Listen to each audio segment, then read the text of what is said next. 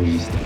Là, comme c'est pas en direct, tu peux le retravailler, c'est ça qui est pas mal. Avec cette année, on travaille sur la web radio, bâtiment et développement durable. Et on en faisait quoi avant de ce PVC? Vous avez une idée? On le jetait? Dans l'ancienne maison, il y a du cuivre qui est encore sur le mur. Owen Garcet a 17 ans. Il est en première spécialité aménagement et finition. Un futur peintre en bâtiment. Et oui, ici on forme au métier du bâtiment.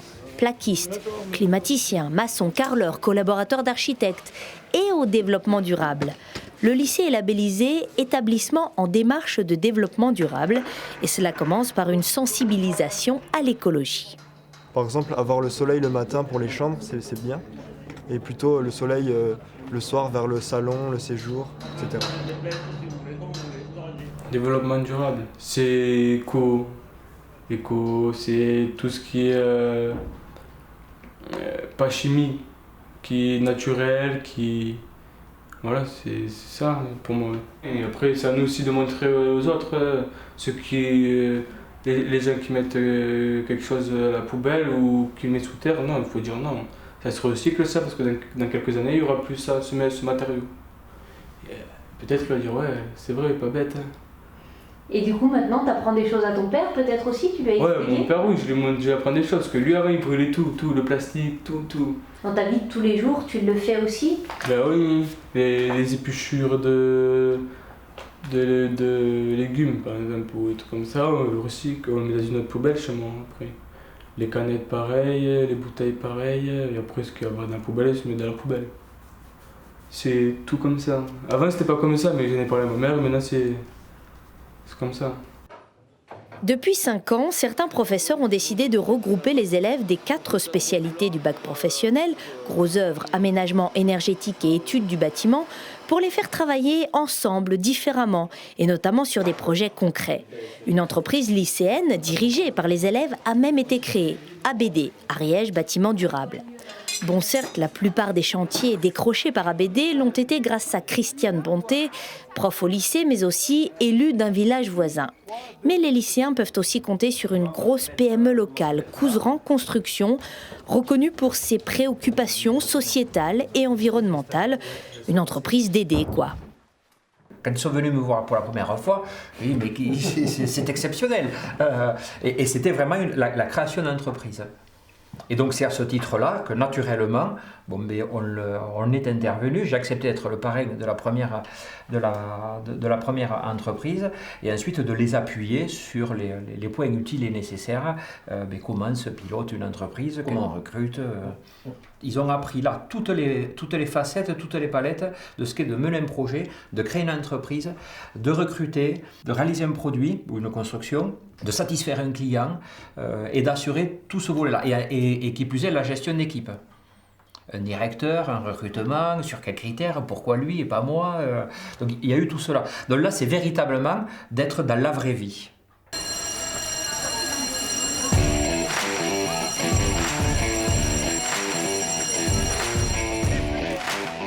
Alors on est dans la maison des lycéens. Et là, il y a ceux qui s'occupent de la maison des lycéens. On vient avec la caisse et avec les chocolatines, et on vient les vendre ici à 10h. Des fois, il en reste quelques-unes. Du coup, on va en salle des profs et les profs nous en achètent des fois. Vous faites un prix plus cher, justement, pour Non. Après, c'est pareil pour tout le monde, hein, comme ça fait tourner un peu le lycée. Ouais. Et ça permet de quoi, de financer Par exemple, le mercredi après-midi, des sorties, comme aller au paintball, bowling, au cinéma, faire des sorties, quoi. On a testé cette EMDL et on l'a créé un peu dans l'esprit du développement durable, donc de responsabilisation.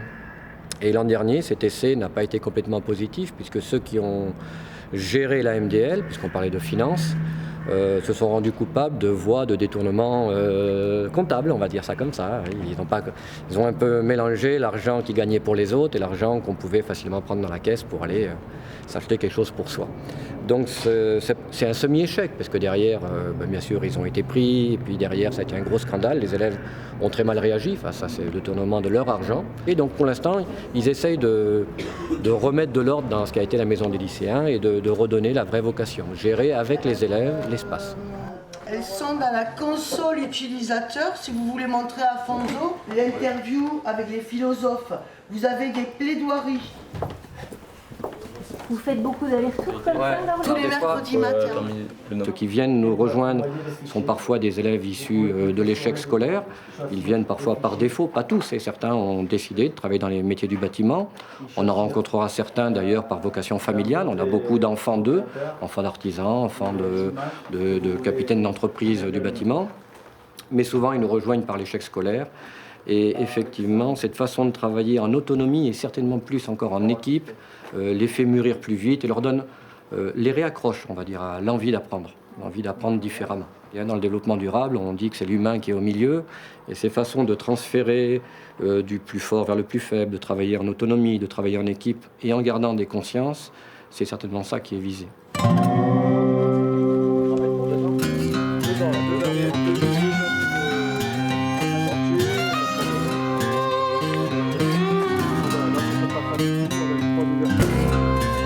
Il est 17h, les cours se terminent. Mais ce soir, avant de rejoindre l'internat, quelques élèves découvrent avec leur professeur le nouveau chantier qui sera confié à l'entreprise lycéenne. Donc l'idée ici, il y a tout à faire. On a vraiment tout à faire. Quand on voit l'état des plafonds, des murs, hein, des revêtements, on les voit, il y a de la moisissure. Vraiment... Donc l'idée là, avec ça. Un bon élève, avant je faisais le con, je me foutais un peu de tout. Quand je suis venu ici, j'ai vraiment aimé, du coup j'ai commencé à travailler un peu. Avant que je travaillais pas du tout, je me disais ça sert à quoi. C'est les profs aussi, les profs qui sont derrière les élèves. Ils disent ouais, si tu veux faire ça, si tu veux faire par exemple un BTS, faut pas que tu lâches maintenant. Comme l'année dernière j'avais 11 de moyenne par exemple, là j'ai 14. Attends, ça va pourquoi?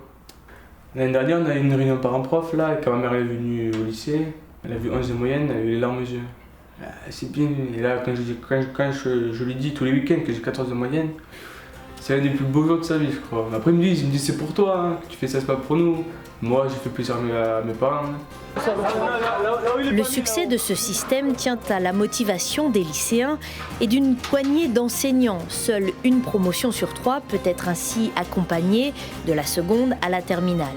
Quelques dizaines de jeunes qui seront ainsi sensibilisés au développement durable, presque à leur insu, comme Owen. Tu t'es fait mal ou quoi? Ah ça. Moi bientôt aussi. Merci beaucoup. Merci pour votre Puis bonne accueil. chance pour l'examen et puis pour la suite, quoi.